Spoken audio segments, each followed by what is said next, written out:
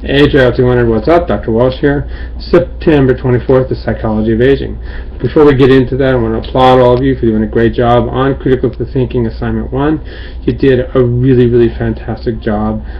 Kind of fun to take a step back and ask, why is it the community I live in now or the one I came from is set up the way it is in terms of population dynamics.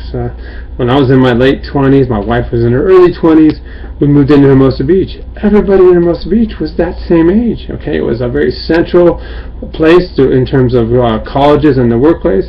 It's super fun, bars, great place to exercise. It was heaven for that age group. Okay, and that's why we all moved there. Then, when it came to that first investment, a lot of rentals. Okay, we then moved to Redondo Beach. Okay, it was our first purchase. It was all we could afford, a condominium. We had our first child. Everybody around there was just like us. Okay, mid-30s. For my wife, not mid-30s. Okay, late 20s.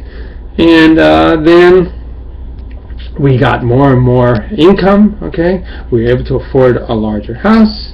Okay, we qualified to move into Laguna Niguel, and lo and behold, most of the people down here are older because it takes a long time to qualify for the cost of the housing down here. Okay, so that's kind of a reflection of the dynamics, and it's a trip. Every time you go into a grocery store in that area, you can see everybody is that dynamic.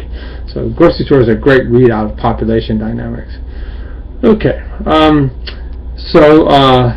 the last cyberclass discussion was all about reproduction, and I got amazing responses in that section. I've been having so much fun reading it, and it's really compelling. You don't realize how quickly the door begins to close. I use my wife as this amazing example. That photo that I sent, those two photos,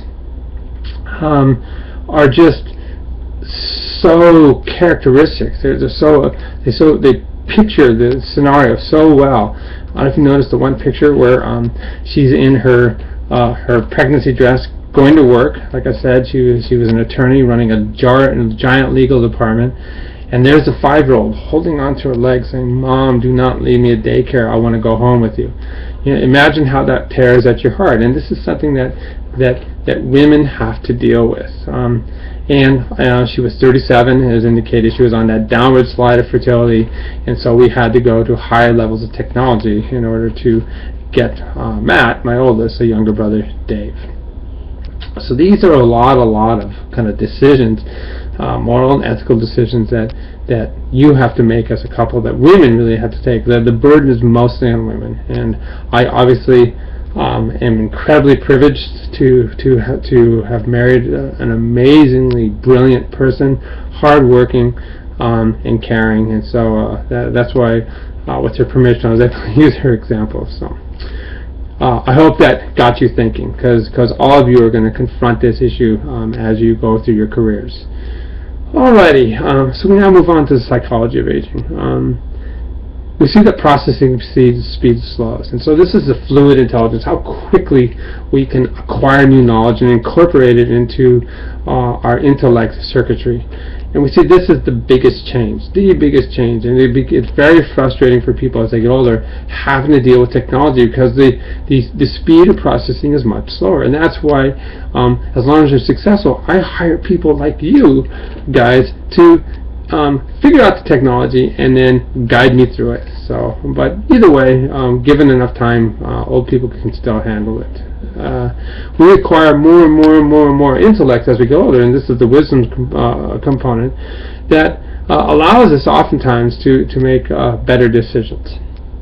Okay, as you look at that intelligence part, it's all about being engaged. Okay, you see this cumulative advantages. All of you guys are amazingly privileged to be where you're at. Okay, what a great starting point. Going to a college like USC, the job opportunities, the career opportunities do not stall out. Okay, you have to keep pushing and just building on your intellectual abilities, and that's the bottom line from this chapter, because if you don't, then your intellectual abilities will fade. You have to stay engaged. Okay.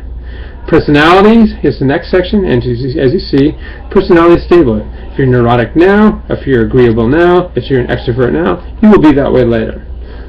We can have personality disorders. Okay, the ones that are with you at youth oftentimes carry through life, but also you can have things like clinical depression that are precipitated by life-altering situations. Okay, so this is an appropriate form of depression, and it happens oftentimes when you have loss of a spouse, loss of a job, or loss of your physical abilities. If I would not be able to surf, I would be in a funk. I know I would be. Lastly, we finish up with dementia. I want you guys to come up with a plan, okay? Because you're going to be burdened with dementia because we're extending the lifespan, which means the likelihood of seeing demented people is enormous. So watch your videos, give me solutions, and then maybe we can all get together, form a company, and figure it out. All right, guys? All right, good luck. Take care.